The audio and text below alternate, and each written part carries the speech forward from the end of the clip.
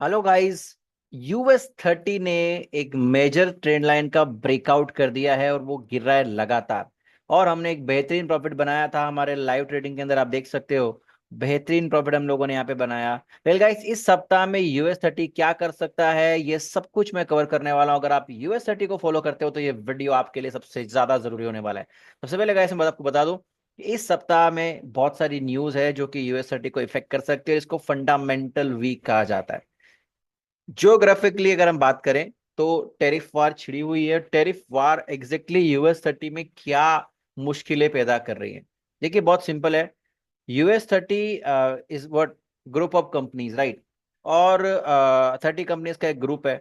और अगर हम US 30 की बात करें तो बहुत सारे जो टेरिफ वार से रिलेटेड जब चीजें आती हैं तो समटाइम वो US 30 को पुश करती है, समटाइम वो डाउन पुश करती है। डिपेंड करता है कि किस चीज पे टेरिफ लगाया गया है।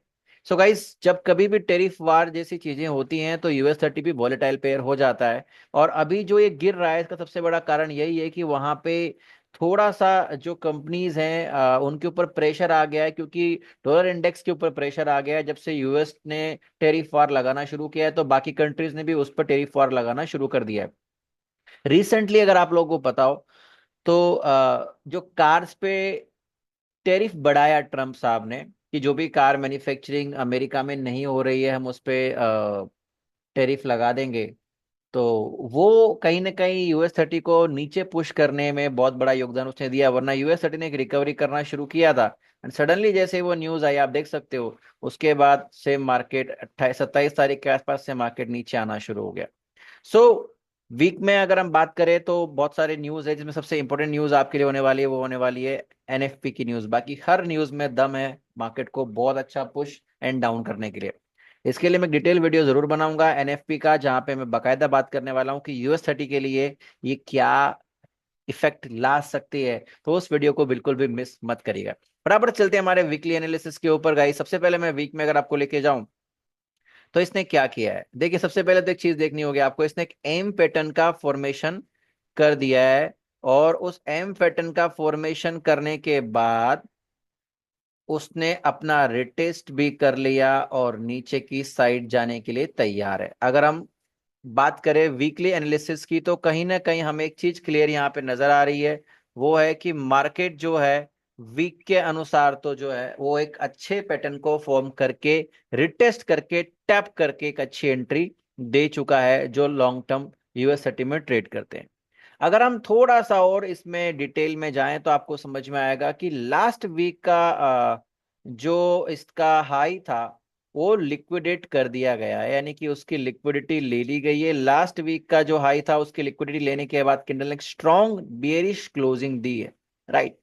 अब कहानी को थोड़ा और बेटर समझते हैं डे टाइम फ्रेम में जाके। So guys, day time frame की अगर हम लोग बात करें तो डे टाइम फ्रेम में आपको सबसे पहले समझना पड़ेगा कि ट्रेंड क्या है, करेक्ट। तो अगर मैं आपको एक्सप्लेन करूं तो मार्केट ने हमें यहाँ पे एक चेंज ऑफ करेक्टर दिया था, यहाँ पे एक चोक बनाया। और चोक बनाने के बाद में मार्केट ने उसके बाद अगला ब्रेक ऑफ स्ट्रक्चर भी किया, ये देख सकते हैं आप डे में। ठीक है, ये चोक बनाया, ऊपर गया, यहाँ पे सप्लाई जोन को टैप किया, ये अगला ब्रेक ऑफ स्ट्रक्चर बनाया। ठीक है, अब अगले ब्रेक ऑफ स्ट्रक्चर के बाद में अगला ब्रेक ऑफ स्ट्रक्चर होगा ये वाला एरिया। सो US 30 अपना अगला ब्रेकअप स्ट्रक्चर बनाता है या नहीं, वो बहुत इंपॉर्टेंट है। और हम इसमें कवर करेंगे कि एग्जैक्टली हमारे लिए क्या है। तो आप देखोगे तो इसने बहुत लॉन्ग इम्बैलेंस कैंडल बनाई है US 30 ने, जहां पे इसने बहुत बड़ा एक इम्बैलेंस एरिया छोड़ा हुआ है। साथ ही साथ में अगर मैं आपको बताऊं तो यहाँ पे एक सपोर्ट भी है और 4 आवर का डिमांड जोन भी, जिसको हम लोग 4 आवर में डिस्कस करेंगे। बट अगर मैं आपको बताऊं डे टाइम फ्रेम में और मंथली के हिसाब से मैंने एक लेवल आप लोगों के लिए निकाला हुआ है ट्रेड करने के लिए। तो वो लेवल क्या है, मंथ में अभी भी ये बुलिश है गाइस। तो मैंने एक फिबोनाची का टूल भी यहाँ पे यूज किया राइट। उसके बाद जो लेवल आ रहा है 0.382 का, वो लेवल मैंने यहाँ पे मार्क कर लिया है। मैं आपके लिए मार्क कर देता हूँ। तो ये 0.382 का लेवल जो है वो निकल कर आ रहा है यहाँ पे। ओके, इसके बाद मैं चला गया वीक में। ठीक है वीक के अंदर अगर हम लोग बात करें तो वीक में यहां से हमने अपने फिबोनाची के टूल को यूज किया फ्रॉम दिस प्लेस।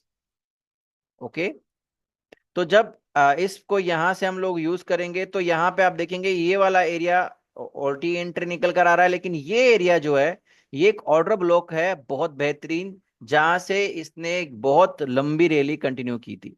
तो मैंने वीक के हिसाब से एक ऑर्डर ब्लॉक बनाया ये वाला, और इस ऑर्डर ब्लॉक को मैं अपने बाई की पहली एंट्री के रूप में देखूंगा। सो गाइज, अगर मुझे यहाँ पे US30 मिलता है तो डेफिनेटली मैं इसको बाय करना चाहूंगा अगले ऑल टाइम हाई के लिए, अगर मुझे स्ट्रक्चर सपोर्ट करता है। सो US30 की अगर मैं वीकली बाइंग की बात करूं तो वो है ये वाला एरिया, जिसकी वैल्यू भी अगर मैं आपको शेयर करूं तो 396। अच्छा, ध्यान रखिएगा, मैं FX जो मैं यूज कर रहा हूं वो यूज कर रहा हूं गाइस FXCM वाला चार्ट, तो इसकी वैल्यू अलग अलग की अलग अलग हो सकती है। आप FXCM से वैल्यू को आप मैच कर लें। सो इसकी वैल्यू की अगर मैं आपसे बात करूं तो ये 39,584 से लेके 38,367। ठीक है गाइस, तो मैं इसको भी आपके लिए मार्क कर देता हूँ। 39,618 8 से लेके, और जो पूरा एरिया इसमें ऑर्डर ब्लॉक में है वो है 38,401।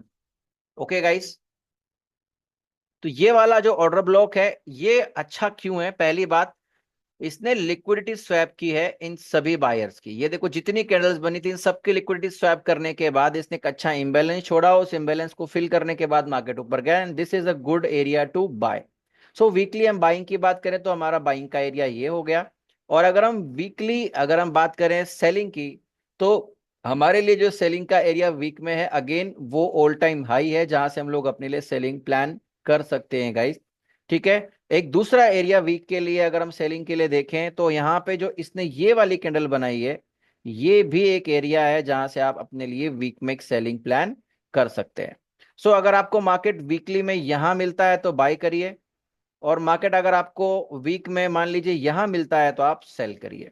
ये हो गए इसके वीकली के लेवल्स। लेकिन इसको थोड़ा डिटेल में अगर हम लोग एनालिसिस करेंगे और डिटेल में अगर हम लोग इनको देखें कि मार्केट हमारे लिए क्या कर सकता है, तो मैं चलता हूं इसको लेकर छोटे टाइम फ्रेम के अंदर, जहां पर और ज्यादा क्लियरिटी आपको गाइस मिलने वाली है। ठीक है, सबसे पहले मैं चलता हूँ डे टाइम फ्रेम के अंदर इसको लेके, और डे टाइम फ्रेम की अगर मैं आपसे बात करूं तो यहाँ पे ये इसको एक बार हम क्लियर कर देते हैं।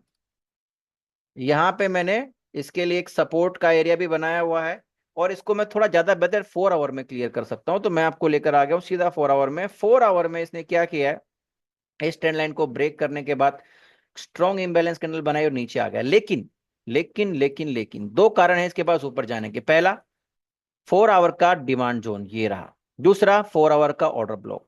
सो अगर आपको मंडे या ट्यूसडे के दिन अगर आपको मार्केट इस तरीके से दिखता है कि ये आया, इस डिमांड जोन की लिक्विडिटी ली और इस ऑर्डर ब्लॉक में टैप किया, आप यहां से अपनी बाइंग प्लान कर सकते हो, जो आपको यहां तक या फिर आपको यहां तक का भी रिवॉर्ड दे सकती है।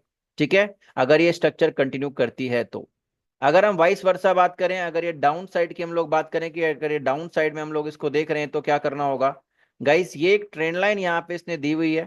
तो अगर ये यहाँ से आता है, मान लो इस एरिया से ये रिएक्ट करता है और यहाँ पे जाके टकराता है, तो ये इम्बैलेंस कैंडल से ये नीचे की तरफ में आ सकता है। इस इम्बैलेंस कैंडल को मैं 1 आवर में ले जाके थोड़ा और रिफाइन करना चाहूंगा आप लोगों के लिए, ताकि आपको ये चीज क्लियर हो जाए। इसके लिए मैं इस एरिया को एक बार क्लियर कर देता हूं, और ये वाला जो एरिया है मैंने इसको थोड़ा छोटा कर देना है, लाइक दिस। ठीक है, so this is again a good area to cell.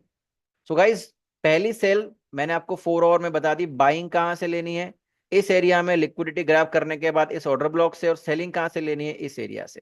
ठीक है, इसके बाद एक्चुअल व्यू मेरा सेल का है गाइस, क्योंकि मार्केट जो है वो अभी और नीचे की रैली कंटिन्यू कर सकता है, क्योंकि जिस प्रकार के जियोपॉलिटिकल हालात हैं उस तरीके से ये यहां से लेके यहां तक तो एटलीस्ट आपको देखने को मिल सकता है, विच इज अप्रोक्सीमेटली 250 2050 पिप्स का, 2,500 पिप्स के आसपास का मोमेंट आपको मिल सकता है। सो US30 का प्लान आपका बहुत सिंपल होना चाहिए। सबसे पहले अगर हम डेली बात करें तो सबसे पहला प्लान आपका होना चाहिए मंडे का, और मंडे का प्लान आपका क्या होना चाहिए गाइस, सिंपल। आपको पहले यहां से बाइंग देखनी है और यहां से सेलिंग देखनी है, यही चीज 1 आवर के अंदर है।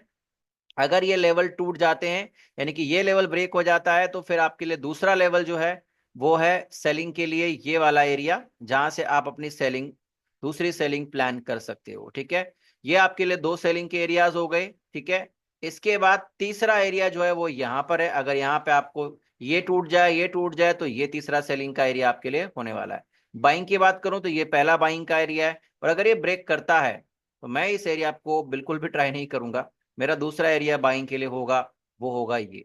So this is for US 30 guys. उम्मीद करता हूं आप लोगों को ये एनालिसिस पसंद आया होगा। अगर आया है तो कमेंट करके मुझे जरूर बताएं।